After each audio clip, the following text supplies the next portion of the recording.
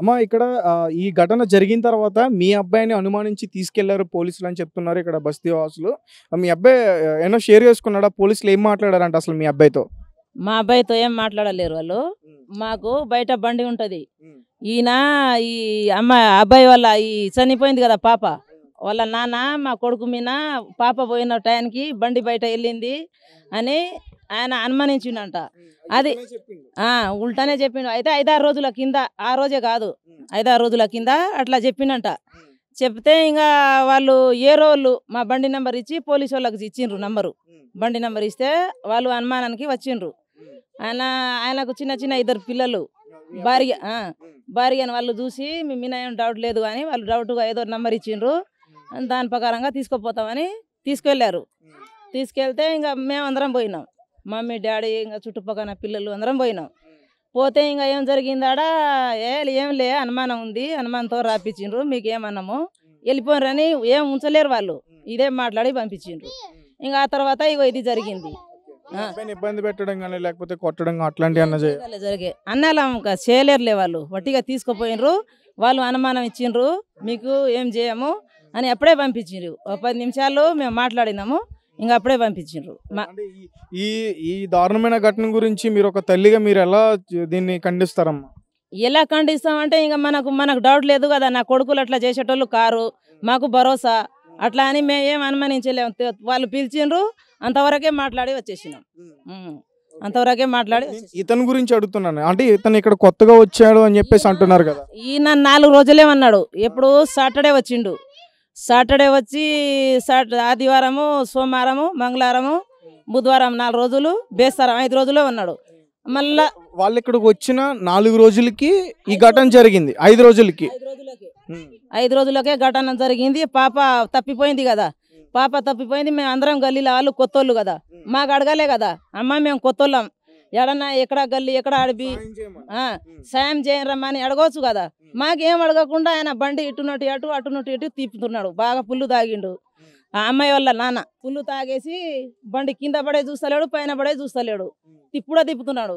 అయితే మనకెందుకు, మనకు అడగరు, వాళ్ళు ఎవరో కొత్తోళ్ళు, మనకు తెలియదు, అట్లా అని కూడా మేము అడగలేము. మీకు అనుమానం వచ్చిందా అంటే ఇతను చేసుంటాడు, ఇతనే ఏదో చేసుంటాడని? మాకేం అనుమానం లేదు. సాయంత్రం వల్ల పెద్దమ్మ కొడుకులు వాళ్ళు అందరూ జమ అయినరు. అమ్మ మీకేమన్నా తెలుసా అంటే ఏం తెలియదు, మాకు కొత్తోళ్ళు ఇల్లు, మాకేం తెలుసు అని మేము కూడా ఏం చెప్పలేము. ఇంకా వాళ్ళే అనుమానం చేసి వాళ్ళ మీద ఏదో కేసులు చేసి వాళ్ళ సడుగుడు కేసు చేసినట, ఏదేదో వాళ్ళే చేసుకుంటున్నారు కానీ మాకేం తెలియదు అంతే. ఇప్పుడు మీకు పూర్తి విషయం తెలుసా? కన్న తండ్రి అమ్మాయిని చంపేశాడు, అత్యాచారం చేయడానికి ట్రై చేశాడు కదా. ఈరోజు తెలిసింది, కన్న తండ్రి అట్లా చంపేసిండు, అట్లా జరిగింది. ఈరోజు మాకు తెలిసింది మొత్తం అసలు కథ. కానీ ఆయనకు ఎందుకు ఉంచుడు, ఆయన చూసి ఏరోడు నేరసుకుంటాడు. మాకు నేర్పడానికి కూడా వచ్చిండు ఈ గల్లీకి ఆయన.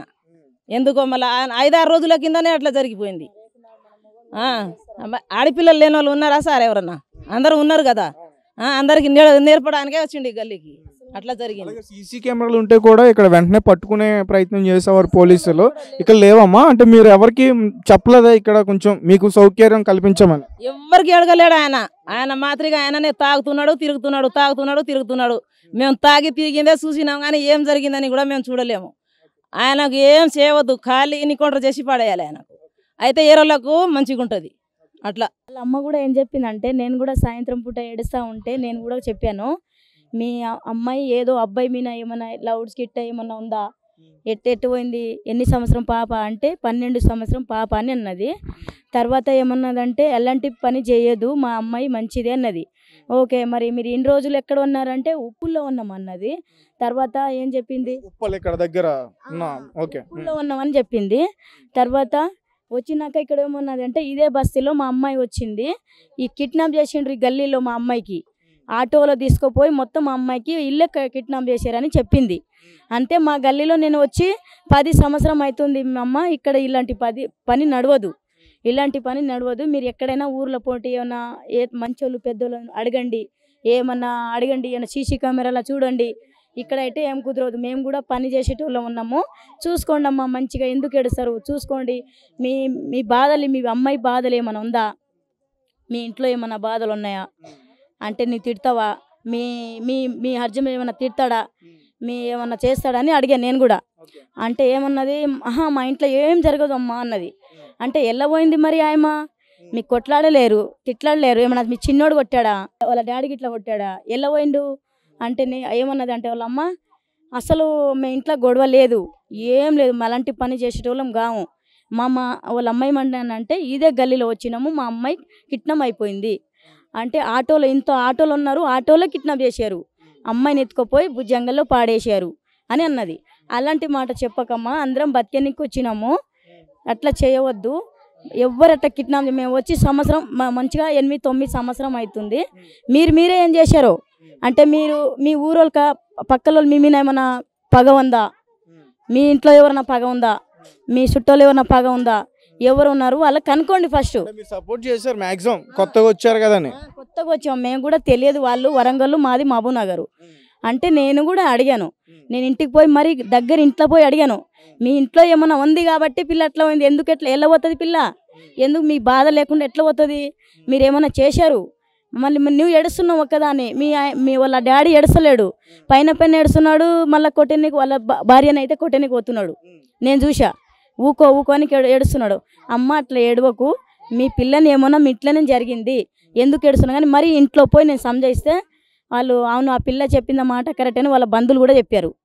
అలా అవును ఆ పిల్ల కరెక్ట్ మాట్లాడుతుంది, అవును మన ఇంట్లో మీ ఊర్లో తాండోలో ఎవరైనా పిల్లలు పగ ఉందా, మీ బంధువులు ఎవరైనా పగలు ఉందా, మీ ఇంట్లో ఏమైనా పగ ఉందా, ఎట్లా అవుతుంది, 10 సంవత్సరం గల్లీలో ఉంటే ఒక్క మాటలు విషయం జరగలేదు, ఎలా పోయిందని కూడా నేను అడిగా, గుచ్చి 2-3 సార్లు పోయి అడిగాను. అంటే మా వాళ్ళ అమ్మాయి అస్సలు పడేనీసలేదు. ఆహా ఇదే గల్లీలో మా పిల్లకు కిడ్నాప్ చేశారు, ఆటోలో తీసుకుపోయి కిడ్నాప్ చేశారు, నేను ఆటోలో కేసు పెడతా అన్నది.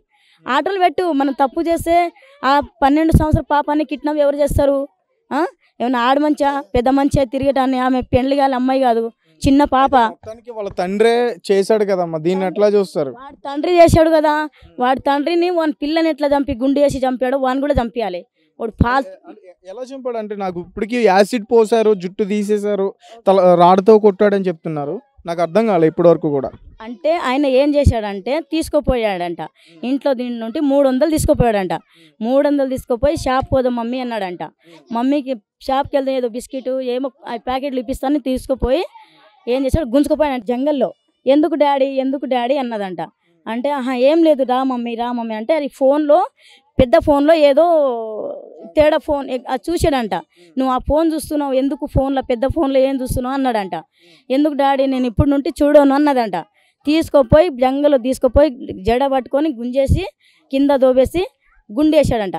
ఓయమ్మో చచ్చిపోయినని ఉరుక్కొని వస్తే మళ్ళీ రా మమ్మీ మళ్ళీ ఉరుక్కుంటా పట్టుకున్నాడంట. పట్టుకొని మళ్ళీ జడసి కిందేసి ఆ ముక్కులో రక్తం వచ్చాడంట.